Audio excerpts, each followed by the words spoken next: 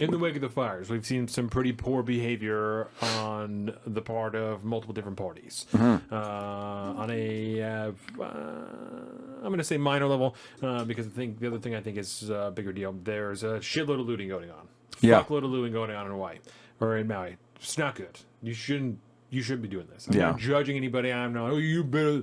But I understand people are gathering things that they need. They're trying to get to different places. People are trying like the story that I was reading is one guy who owns like a boat repair yard or some shit like that, and people are drilling holes in the gas tanks of his boats and stealing the gas out of it, so that for one reason or another, whether they're trying to run a generator or they're trying to get a different part of the island so they can get services for something or they're whatever, right? Yeah. This is wrong. This is a severe lack in morals that causes people to so quickly turn to this type of behavior, right? I'm not blaming anybody for trying to survive. I'm not blaming anybody for trying to get by. I understand this. There are other ways to do these things other than robbing people of the items that they own, other than robbing people of their property. This isn't the appropriate way to handle these things.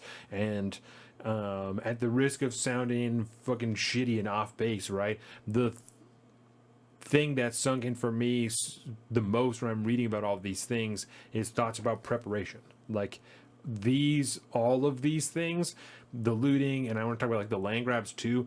All of these things are evidence of why it's so important to be prepared for whatever situation you could run into, right? You need to be prepared to sustain yourself for a couple of days if that's what at the very least, if that's what it comes down to. You need to be prepared to fucking try and barter with somebody if you don't have money or money doesn't matter anymore, or for a period of time where the guy says, I don't give a shit about cash. Like these are things you need to have a community of people that you can rely on, that you can work together if something bad does happen to. Your people that, like I said, you can rely on, you can work with. All of these things are extremely important, and incredibly difficult to instill in, especially in today's world. And we see this happen. When you with need them, it's too late. Yes, and I mean, not every situation is. Not every preparedness effort that you make, it actually prepares you for every situation. No. Like, you can have food and water stockpiled in your house, and a fire comes down and burns your fucking house. Certainly. That's tough, right? So it's very different, but just that the mindset is one thing that everybody should adopt, because you don't know what kind of situation you're going to be in, and you got to do your best to try to prep for any possible situation the best you can, right? Right. Within the constraints of the fucked up world that we do live in the society where it's so difficult to even get enough money to pay rent or your bills or something, right? It's still, it still falls back onto you to try to do what you can to be as prepped as you can. And that's not to say no shading towards any of these people, right? Nope. And we see that with every kind of major disaster. There's always looting and robbing, and there's always civilization breakdown. People go fucking crazy. And you would expect like for Katrina in Louisiana, New Orleans, when that happened, right? That's not like a truly adhesive community. People support it and stuff like that. It was very standard American type of city, right? Right.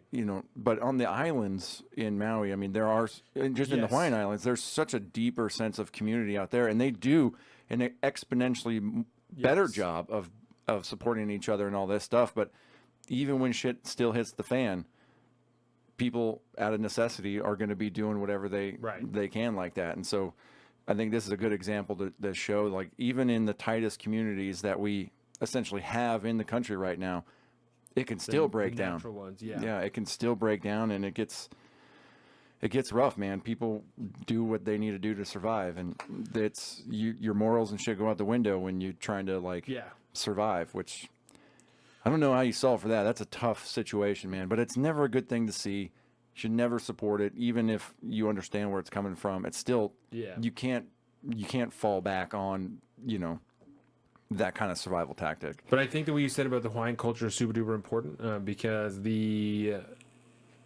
even with this shit going on, the looting and stuff like that, right? There's the community that exists in Hawaiian culture is inherent. Like Yes. that's part of the culture. And in my opinion, because that exists there, even if it does break down on the edges, right? That's what's going to help these people survive. That's Yes. what's going to help them make it through this, is that they do have a community, that they actually give a shit about the people who live next to them and live around them. And this, I think, is a good turn into the land grabs, because To the south,